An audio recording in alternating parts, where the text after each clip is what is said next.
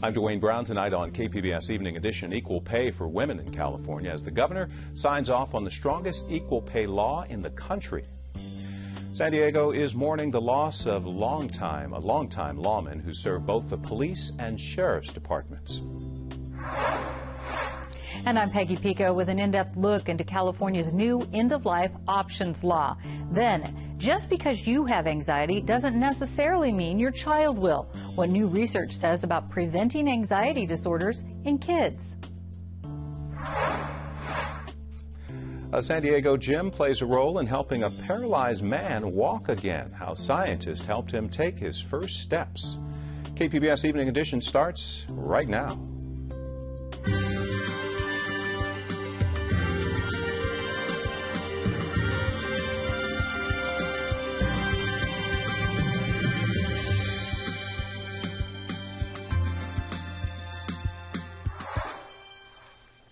Hi, good evening. Thanks for joining us. A huge step towards closing the wage gap between women and men in California. Governor Jerry Brown signed legislation today to give women new legal tools to challenge wage disparities.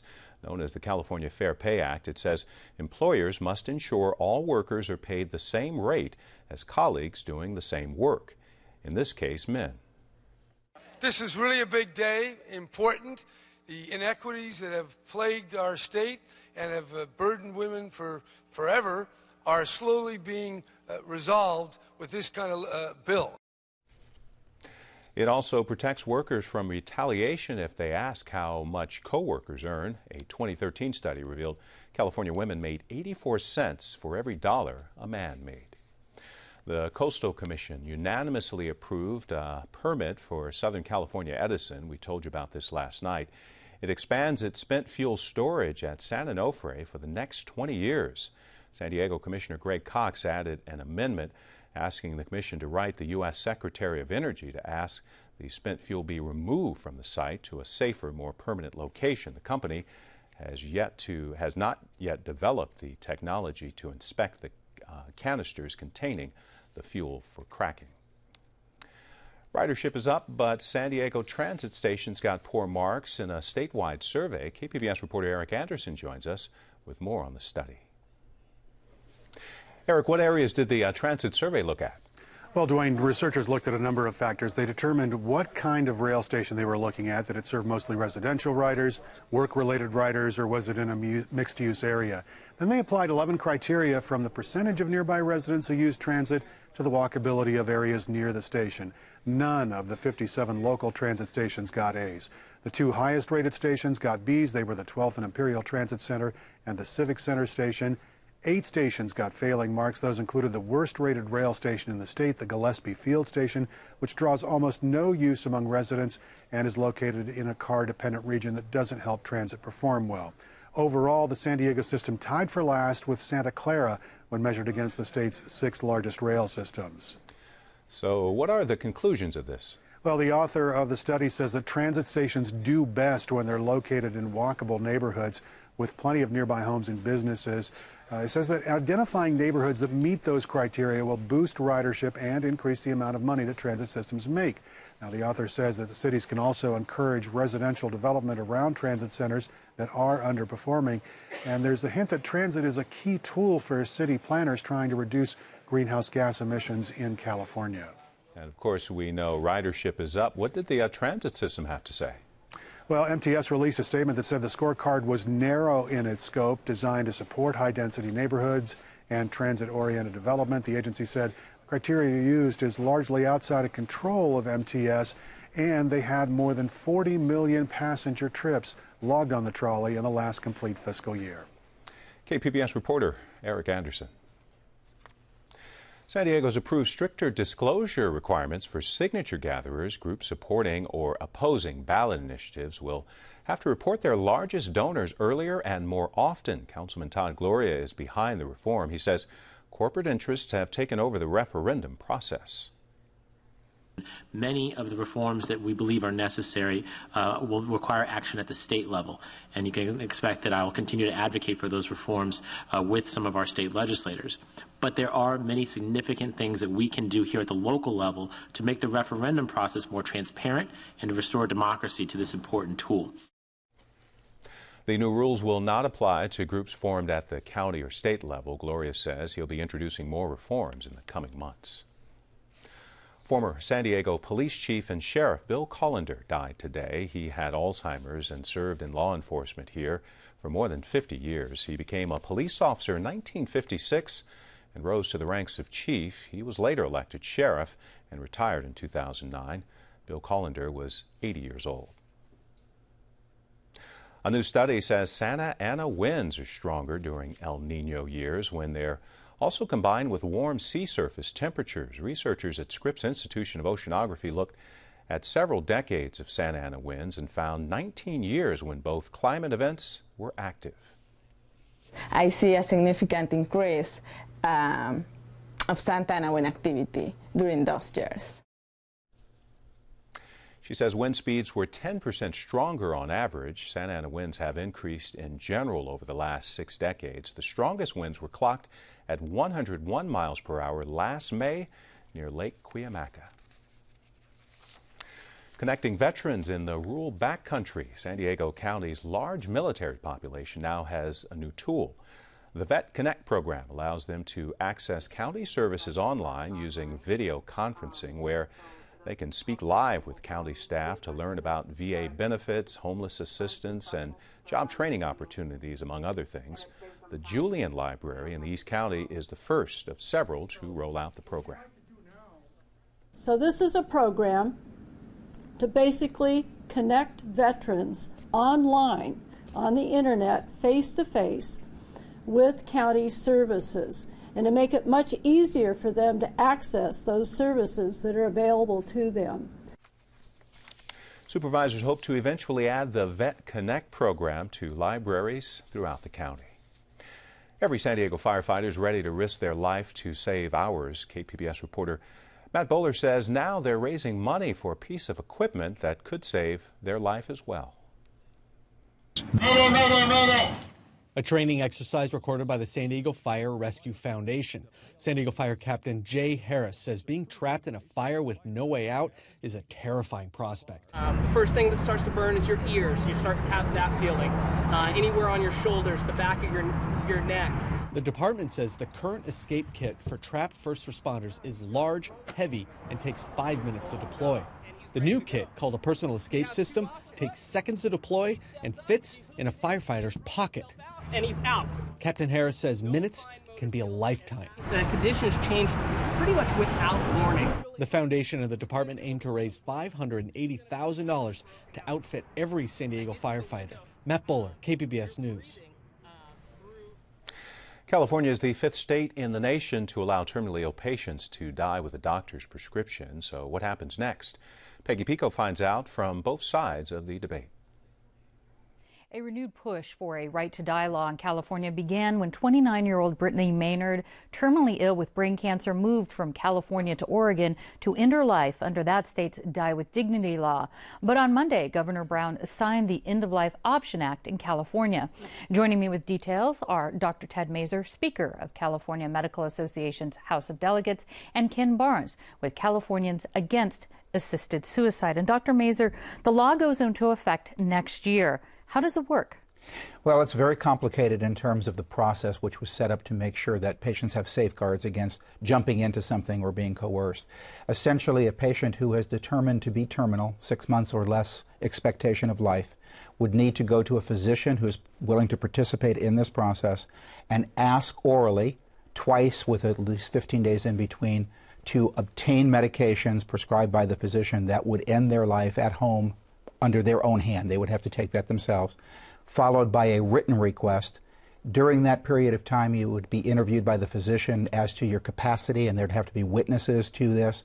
You'd also be interviewed by the physician separate from any witnesses on your own to make sure that you're not feeling undue pressure from a relative, a friend, an insurance company, economics, etc. At which point the physician could then prescribe, and you would take that home and use that at home at such time as you felt that you needed to, or You could revoke and not use it. The patient themselves takes this. Now, you're touching on some of the safeguards that are in place for the patients and physicians. Ken, do you think these safeguards help make this more acceptable? Well, no, because the safeguards really focus on protecting physicians from it. What you can't protect against is implicit pressure from families, pressure from insurance companies for cost containment, and pressure from inside a person who's worried about how this is impacting their family. And Governor Brown said he had quite a bit of struggle with this. He admittedly making this, deciding about this bill. And he said ultimately he needed to decide if the state should continue to make it a crime for a dying person to end their life. Ultimately, he decided, no, it shouldn't be a crime. Do you think that's the central issue with this bill? No, I think the central issue is how he finished his statement, which he talked about himself and what he would want to do at the end of life. And really that kind of covers everything. He's a very wealthy, well-connected, well-educated man, and it is a personal choice for persons like that. It's not that choice if you're a high-cost, low-income patient, a disabled person, or someone that doesn't have the same access to care. Now, Dr. Mazur, respond to that. I'd have to really say otherwise. The concept here that this is only going to affect the low income is just really unfair. This is for all population. There are safeguards. You know, we have an expansion to access to care, not as good as it ought to be for the poor in the Medi-Cal program. That could certainly be improved. But when we talk about why the governor made this decision, the governor didn't do it for himself. He said, I don't know what I would do in this position, but I don't know that I can take that option away from other people. It wasn't for the wealthy by any means. And the protections that are put in here, the concept of coercion by insurance companies is very well prohibited in here. The concept of coercion by family members is prohibited. In fact, as a felony crime. There are limits to what we can do to stop people from doing what they shouldn't do, and you make it illegal to do that. A lot of protections were put in here, not for physicians. The main protection for physicians was if a physician doesn't want to participate in this, they're not held liable for not participating.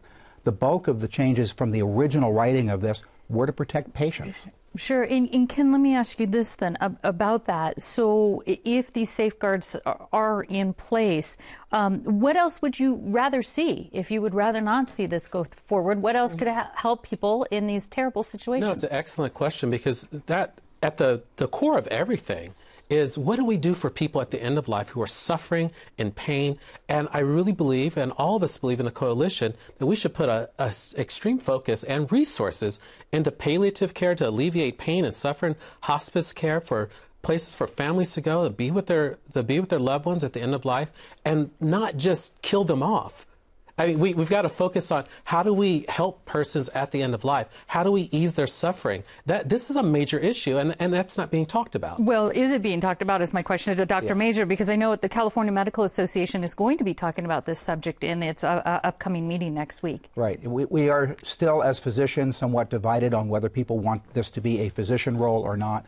That will be talked about, not this law in particular, but whether physicians would participate in enacting this and working with their patients.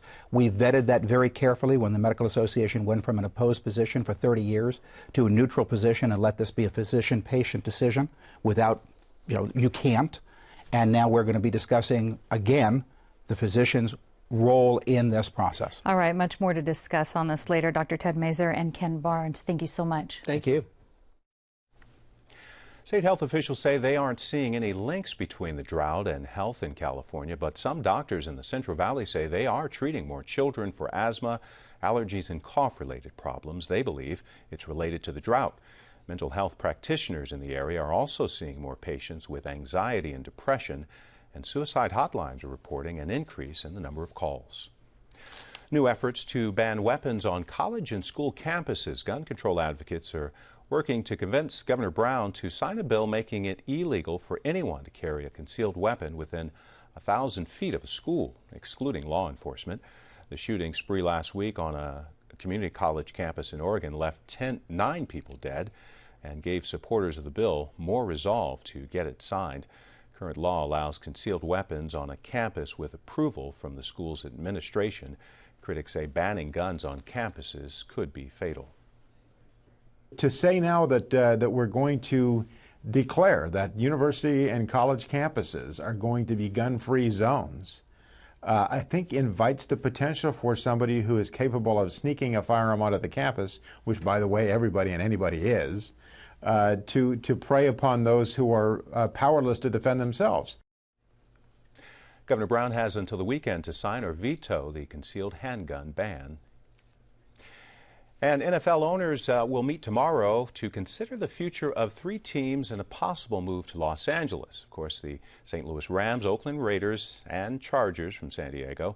Nothing will be decided at these fall meetings. The owners may discuss temporary sites for those clubs in L.A., where the Rams hope to build a stadium in Inglewood. The Chargers and Raiders are combining on a planned project for Carson.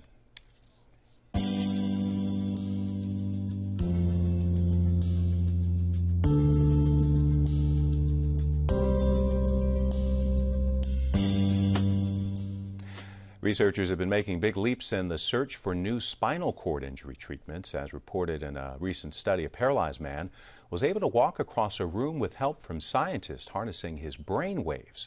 When researchers need volunteers for these kinds of studies, they often turn to a San Diego center where folks stay active by getting out of their wheelchairs. KPBS science reporter David Wagner brings us the story.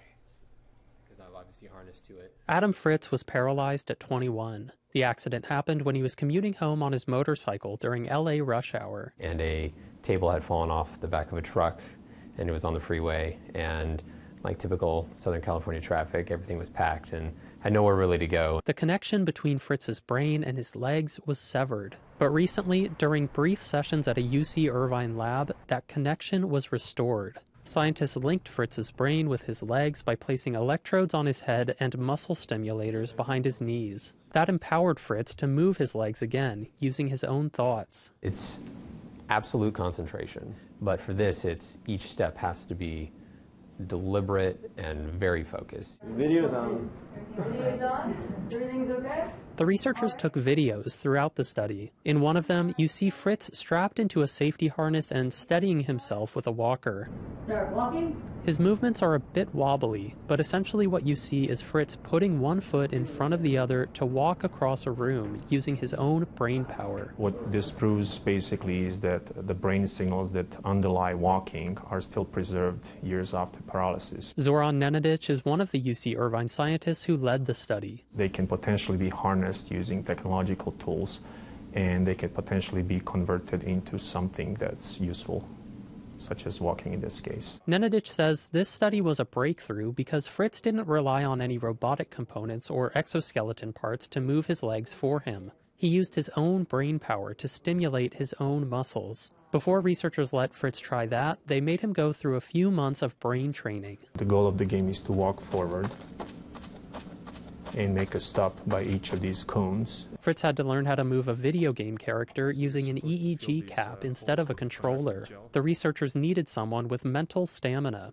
They also needed someone physically capable of supporting their own weight without breaking a bone, someone who wouldn't faint right after standing up. Nenadic says Fritz was a good fit. I think one of the reasons why he's been able to take this to the next level is I think he maintains fairly healthy lifestyle. He keeps himself physically engaged. He does get out of the chair once in a while. Fritz stays active by going to Project Walk, a kind of specialty gym for people with spinal cord injuries. They're headquartered here in Carlsbad. At Project Walk locations, clients go above and beyond typical therapy. They use weights and treadmills to push the limits of their motor function. All the exercises that our clients do are out of their wheelchair. And so it's load-bearing, trying to promote bone density, bone growth, and general overall health. Brian Malkinson is Project Walk's chief operating officer. He says scientists often get in touch with Project Walk when they're looking for motivated volunteers who can handle the physical demands of this kind of research. That's how the UC Irvine team got connected with Adam Fritz. I know it was a factor to him being successful and being chosen for these studies. You know, the criteria is very specific as far as type of injury, ability, and I know Adam, fit that mold because of his experience with us. Fritz says being a research subject at UC Irvine gave him a glimpse of the future. He knows that this technology is not ready for the real world yet. The gear is currently too clunky, and the brain signal processing needs some refinement. Researchers want to package the whole system into a small implant that would go inside the skull, but that'll take years, if not decades of work. However, Fritz holds out hope that a streamlined version could be ready for daily use within his lifetime. When I was first paralyzed, then the doctors tell you that you're never going to walk again. You want to hold on to that hope, but I think at some point you need to, come to reality. And this is the state of the world we're in right now, and I'm not going to walk right now, but I hope someday I will. So to have those feelings and then have this happen, it's like, oh, it will. It can happen. You can bring back that hope. So far, Fritz is the only person with a spinal cord injury who's used this system to walk. He wants to see other volunteers move the science forward by taking first steps of their own. David Wagner, KPBS News. Feeling nervous or a little anxious is a normal part of childhood, but when anxiety becomes too much, it can turn into a serious condition. Peggy Pico looks at preventing and treating childhood anxiety. Anxiety can run in the family, but a new study published in the latest American Journal of Psychiatry suggests therapy and parenting style changes may prevent anxiety in children whose parents suffer from an anxiety disorder. Here with the details are my guest, Dr. Desiree Shapiro, a psychiatrist at Rady Children's Hospital, and family therapist David Peters. And Dr. Shapiro, everyone gets anxious from time to time, including children. So how is an anxiety disorder different from normal anxiety in children? So all children experience anxiety. It's a normal part of development, and it can even be helpful when you're studying for a test or trying to get somewhere on time. But when we start to get concerned about anxiety is when it becomes a problem in children's lives or adolescents' lives, when they're having trouble with school or at home or in social situations. Then we really want to encourage parents to seek out help and a possible evaluation. And David, you've seen patients, your young patients with anxiety. What are some of the symptoms like on a day-to-day basis for them? It depends upon the age of the child and depends upon some family norms. For smaller children, they won't know it's anxiety. They'll say their stomach hurts or their head hurts or they just don't feel good. They might be sleepless or having nightmares or be tearful and not know why. Older children will say, well, I'm feeling anxious or I'm feeling really uncomfortable, Mom and Dad, and they'll talk about their feelings more. But they can also show irritability and school failures if they're having anxiety disorders. Now, research shows that anxiety can be a familial trait. So how do parents actually contribute, or do they contribute to increased anxiety in their children? Well, parents can contribute in a number of ways. They can be the cause of the anxiety in some situations if there's poor parenting going on, or if the parent is anxious themselves and doesn't know how to cope. They can be inadvertently projecting anxiety out toward the child, and the children will go along with the family norm. And Dr. Shapiro, that brings me to the treatment options for a childhood anxiety disorder. Let's say these other things are ruled out. What sort of treatment is available for kids with anxiety disorder? So therapy is very effective for children and adolescents with anxiety disorders. We know that therapy can help children and adolescents learn about their thoughts, their feelings, and behaviors, and they can learn techniques and skills to handle and manage their anxiety. So we really start with therapy and other psychosocial interventions. And would you add to that, are there other things that can be done, especially for kids? Sometimes you can devise family interventions that the families can do at home, ways in which the family can have a quiet time, a meditation time together. A prayer time is sometimes good for families, or a parents organizing play around the theme of whatever is making the child anxious, so as to add laughter, add a little silliness to it. And Dr. Shapiro, let's say you're doing all those things, but are there child-safe medications for anxiety disorders? So we start with therapy first, and we always try to encourage parents and families to figure out what's going on with their child. And medications can be used. It's part of the treatment plan for severe cases, but we really want to encourage a collaborative, comprehensive approach prior to going towards medications. Well, and one piece to that is basically this new study, stress prevention. Mm-hmm. So how do you think parents can prevent their children from developing anxiety? Yeah, so we want to look towards early intervention, prevention, early recognition. Parents have an extraordinary role in their children's lives. So they're able to model healthy behaviors such as handling anxiety-provoking situations well and teaching their kids to stay calm and even teaching them coping skills. So there's a lot that parents can do. And David, is there a particular skill that maybe if your child's just maybe mounting anxiety that you can do? Like, do you nudge them? Well, more than anything else, I teach my clients, children as well as adults, just take time to breathe. If you can take 5 minutes to sit down and observe your breath, you can bring the anxiety level down by half at least, if not make it all go away. And what sort of resources are available, David, if a parent suspects their child's anxiety is getting worse? What are the steps? What should they do? Well, frequently they can ask their pediatrician if the pediatrician knows a family therapist or a psychologist, a child psychologist. Or these days, a lot of people find therapists on the internet. You can just dial up a little search and find local family therapists who specialize in children and adolescents. And you can look up their specialties also and read a little bit about how they treat them. So you can kind of pick on your own and then see if they're on your health insurance list. All right. Well, we have a link to all the resources in San Diego on our website at kpbs.org. Therapist David Peters and Dr. Desiree Shapiro, thank you so much. Thank you. Good to be with you again. I'm Judy Woodruff. On the next NewsHour, our Broken Justice series continues. We follow 3 people as they try to find work after prison. That's Tuesday on the PBS NewsHour. After a brief taste of autumn cool, get ready for warmer weather again. We're looking at mid to upper 70s over the next couple of days along the coast, and then look Friday back into the 80s. Mostly in the mid to upper 80s later in the week for the inland valleys, and a slight chance for some showers in the mountain areas possibly tonight. Then plenty of sunshine the rest of the week if you're headed for the mountains, say Julian. And triple digits once again in the desert areas. Of course, you can find tonight's stories on our website, kpbs.org/evening edition. Thanks for joining us. You have a great night.